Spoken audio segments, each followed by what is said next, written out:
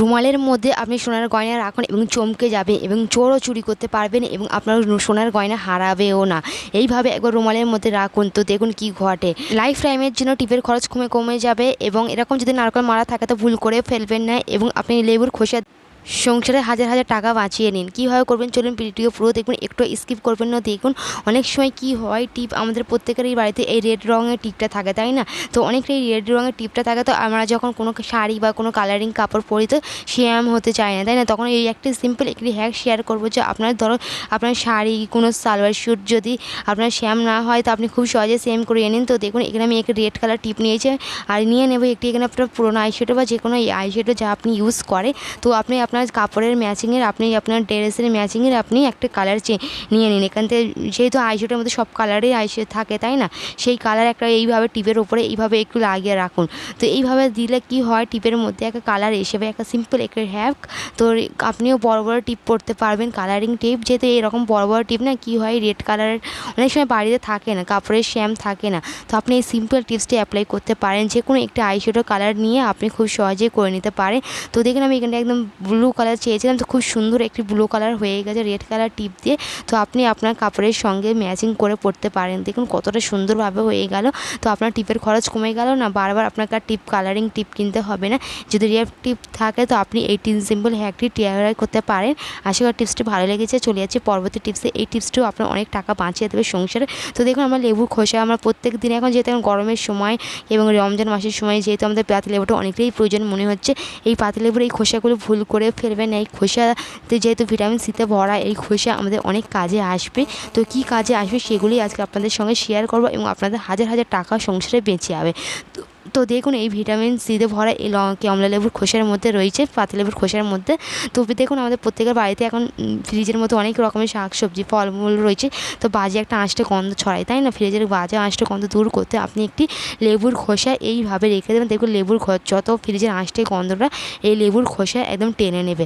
Next হচ্ছে দেখুন এখানে এই ভিটামিন সিতে ভরা এই যে লেবুর খোসা আমাদের ত্বকের জন্য খুবই উপকারী। আমাদের যেখানে কালো দাগ ছোপ হয়ে গেছে, যেমন ঘাড়ে গর্দানে আমাদের হাতের কোনোই পায়ের পাতায় যেখানে না অনেকটা ময়লা হয়ে যায়, তো আপনি সিম্পল একটা টিপস শেয়ার করছি যে আপনি করুন। তো দেখুন এইভাবে পাতিলেবুর খোসাটার মধ্যে যেহেতু এর মধ্যে অনেকটাই ভিটামিন সি আছে, তাই না? তো একটু নেবেন কোলগেট দিয়ে আপনি ভালো করে আপনার যেখানে ডার্ক হয়ে আছে, ডার্ক আন্ডারআর্ম, ডার্ক কোনোই, ডার্ক ঘাড়, সেই জায়গায় একটু ঘষে নিন।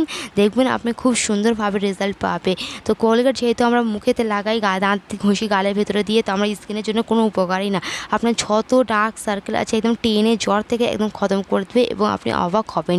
আশা করি ভালো লেগেছে টিপসটি। চলে যাচ্ছে পরবর্তী আইডিয়াতে। এই যে লেবুর খোসা আছে, এই লেবুর খোসাগুলি আরেকটি লেবুর খোসা, তো আপনি কি কাজে ব্যবহার করবেন? যখন কোনো কিছু বয়েল করবেন, দেখবেন না আলু ডিম কোনো কিছু বয়েল করবে, তো কি হবে, এই বয়েল করার সময় কি করবেন আপনি একটু এই লবণের সঙ্গে একটু এই লেবুর খোসা দিয়ে দেবে।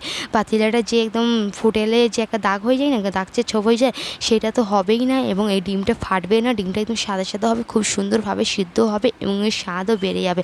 আশা করি টিপসটি ভালো লেগেছে। এইরকম লেবুর খোসা আর ভুল করে ফেলবেন না, লেবুর খোসা দিয়ে আপনি অনেক কাজে ব্যবহার করতে পারেন।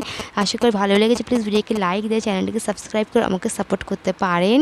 তো চলে যাচ্ছি পরবর্তী টিপসে। দেখুন এই যে আনারস, আমরা প্রত্যেকেরই আনারস খেয়ে থাকি, তাই না? আনারস কেটে এরকমই নর্মালি খেয়ে থাকো। যেহেতু আনারস একটু টকটক হয়, তাই না? খেতে অতটাও ভালো লাগে না। যারা টকটক খেতে পছন্দ করতো তাদের জন্য তো কোনো ব্যাপার না। যারা একটু মিষ্টি খেতে পছন্দ করতো, যেহেতু আনারস কোনো সময় মিষ্টি পাওয়া যায় না, তো আপনি একটা সিম্পল টিপস শেয়ার করছি যে আপনি অ্যাপ্লাই করে দেবে, আপনার আনারসও এর স্বাদ বেড়ে দ্বিগুণ হয়ে আসবে। তো আপনি কী করবেন, যখন আনারস কাটবে তো একটু আনারসের উপর এভাবে চিনি ছড়িয়ে দেবেন আর সেই সাথে একটু লবণ দিয়ে দেবে। চিনি আর লবণ দিলে কী হয়, এর স্বাদ দ্বিগুণ বেড়ে যাবে। আর চিনিটা দেওয়ার ক্ষেত্রে কী হয়, এটা একটা মিষ্টি হয়ে যাবে, টক ভাবটাকে একদম বজায় রাখবে, এর মধ্যে থেকে পানি ছাড়তে শুরু করে দেবে আর এটা একদম রসালো আনারস হয়ে আসবে। যদি আপনার শুকনো আনারস হয়ে থাকে তো আপনি এই টিপসটিও অবশ্যই অ্যাপ্লাই করবেন, এর স্বাদ অনেক বেড়ে যাবে। একবার এইভাবে আনারস করে দেখুন। নর্মালি এরকম লবণ দিয়ে তো একটু চিনি সেই সাথে দিয়ে মাখিয়ে খানিকক্ষণ রেখে দেবে, তারপরে আপনি খাবেন, দেখুন টেস্ট অনেক বেড়ে যাবে। তো নেক্সট দেখুন এখানে আমি একটা পাত্রে খানিকটা পানি নিয়েছি, পানির মধ্যে দিয়ে দেবো হলুদের গুঁড়ো। তো এটা আমি কি কাজে ব্যবহার করব, যেটা আমাদের আমাদের হেলথের জন্য অনেক উপকারী আসবে। প্লিজ ভিডিওটি পুরো দেখতে থাকুন, একটু স্কিপ করবেন না। তো দেখুন এখানে পানির মধ্যে একটু হলুদের গুঁড়ো দিয়ে দিচ্ছি।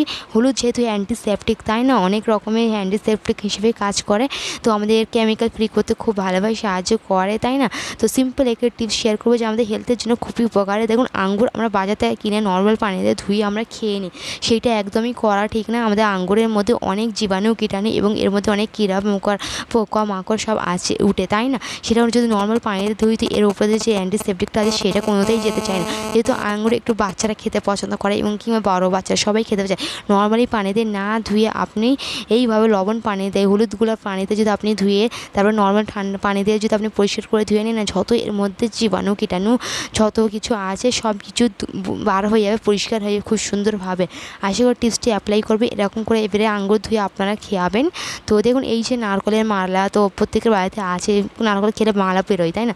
এই মালা ভুল করে ফেলবেন না। দেখুন মালা যেহেতু কোনো কাজে আসে না, আমরা ফেলে দিই, অনেকজন জ্বালানির কাজে ব্যবহার করতে পারেন, তো আপনি এটা ইউজ করতে পারেন। কী এরকমভাবে ইউজ করবেন সেটাই দেখাবো। তো দেখুন এই যে আমরা পেঁয়াজ কাটে, তাই না, পেঁয়াজের আদা রসুন পেঁয়াজ কাটলে কি না একটা বাজে আঁশড়ে গন্ধ বেরোয়, একটা ঝাঁঝালো গন্ধ। এটা যদি আমরা একটা স্টিলের বাটিতে বা কোনো একটা জায়গায় রাখি তো সেই বাটিটা একটা অনেকটাই ঝাঁঝালো হয়ে যায়। তো আপনি যদি এইভাবে যদি এই ভেতরে রাখেন তো কোনো রকমের গন্ধ হবে না, আর আমরা অন্য কাজেও ব্যবহার করবো না, যেহেতু এই পেঁয়াজটা এর মধ্যেই রাখবো। তো এই টিপসটা অবশ্যই অ্যাপ্লাই করবো আর ভুল করে ফেলবে না। নেক্সট দেখুন এখানে আমি একটা রুমাল নিয়েছি, সাদা রুমাল। তো যে কোনো একটা রুমাল, এই রুমালের মধ্যে আমি সেফটি পিন লাগিয়ে দেবো। তো এটা আপনার অনেক টাকা বাঁচিয়ে দেবো, আপনার অনেক হাজার হাজার টাকা তো বাঁচিয়ে দেবে এবং আপনার সমস্যার সমাধানও করে দেবে। আমরা যখন ট্রাভেল করি বা কোথাও যাই তো আমাদের আমাদের অনেকটা কাজে আসবে। তো এইভাবে আমি রুমালের মধ্যে 3টে সেফটি পিন লাগিয়ে দিলাম। আপনি আপনার অনুযায়ী সেফটি পিন লাগাবে।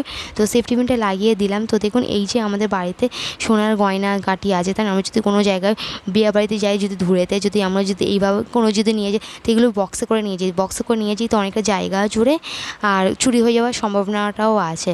তো আপনি কীভাবে নিয়ে যাবেন, দেখুন এখানে রুমালের মধ্যে সেফটি পিন দিয়ে, তো এইভাবে যেইভাবে আমি ভিডিওতে দেখবো ঠিক ওইভাবে আপনি এটি ইউজ করুন। তো সেফটি পিনটাকে দেওয়ার পর আপনি এক একটা চেইন এই সেফটি পিনের মধ্যে দিয়ে দেবেন।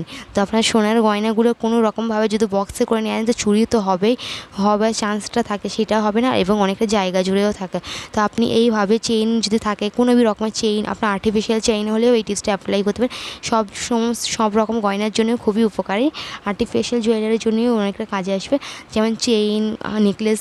তো আপনি এইভাবে সেফটি পিনের মধ্যে মুড়ে রাখবেন, যেহেতু এগুলো অনেকটা বড় বড় হয় আর এগুলো যদি এক জায়গায় রাখি, যদি একটা বক্সের মধ্যে জড়িয়ে যায়, আপনি যখন ইউজ করতে যাবে তো দেখবেন একে অপরের সঙ্গে জড়িয়ে যাবে, খুলতে সময় লাগবে এবং ছিঁড়েও যায় যদি আর্টিফিশিয়াল হয়ে থাকে।